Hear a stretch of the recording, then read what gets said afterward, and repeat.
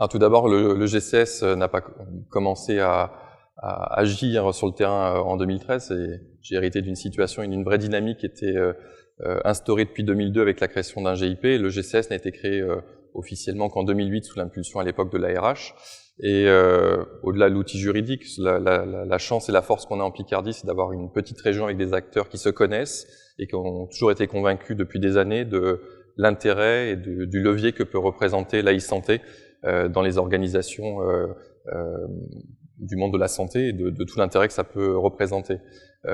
C'est pour ça que très tôt, la Picardie s'est portée candidate pour porter le dossier médical personnel, qui fait qu'aujourd'hui, malgré les débats qui nécessitent de relancer la dynamique, on hérite aujourd'hui d'une situation où on est la première région en termes de DMP créés et alimentés, avec plus de 100 000 DMP sur le territoire. C'est peu, mais c'est aussi beaucoup à la fois, dans un contexte assez compliqué, et ça illustre assez bien la volonté des acteurs de mettre en place des systèmes d'information partagés. Au-delà de ce fondamental du DMP, il y a aussi bien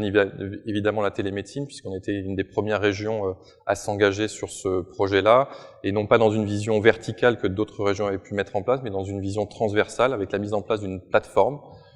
mutualisée, prenant en compte l'ensemble des spécialités, ce qui nous a permis de répondre à la fois aux attentes des radiologues sur la téléradiologie, des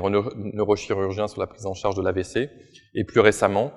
sur la prise en charge de la télédermatologie dans le cadre du projet de l'article 36 pour lequel la Picardie avait été reconnue comme région pilote. C'était portée candidate, avait été retenue comme région pilote. Donc voilà, aujourd'hui on a la chance d'avoir une vraie dynamique de co-construction avec l'ensemble des acteurs. Le GCS, c'est aujourd'hui presque 140 membres,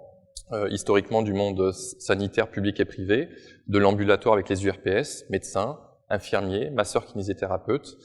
pharmaciens, et aussi tous les acteurs du médico-social et du social qui participent à la vie du GCS et au projet. Et c'est grâce à l'implication des uns et des autres qu'on arrive aujourd'hui à avoir une dynamique régionale qui est plutôt favorable à l'e-santé. La dynamique dont je viens de témoigner montre qu'il y a des choses qui fonctionnent. Ça serait dommage de changer cette dynamique. Néanmoins, une inflexion est à réfléchir pour pouvoir, de mon point de vue, faire évoluer la structure des GCS qui juridiquement est parfois atteint ses limites, et donc de la faire évoluer pour dépasser ses limites, mais aussi donner une place plus importante à l'ensemble des acteurs. Et quand je dis ensemble des acteurs, je pense à l'ARS, mais pas uniquement. Je pense que la construction des projets de e-santé est indispensable, et pour ça, il est important que dans la gouvernance des systèmes d'information, les conseils régionaux, les conseils départementaux, finalement les élus locaux, les représentants des citoyens soient présents et puissent porter leur voix. Et donc le GCS qui participera à cette gouvernance, en tout cas en tant que maître d'œuvre, ou en tout cas maîtrise d'ouvrage délégué pour porter les projets, doit réfléchir. Alors est-ce que demain ça sera le GCS, l'outil juridique qui sera retenu, je ne sais pas, mais en tout cas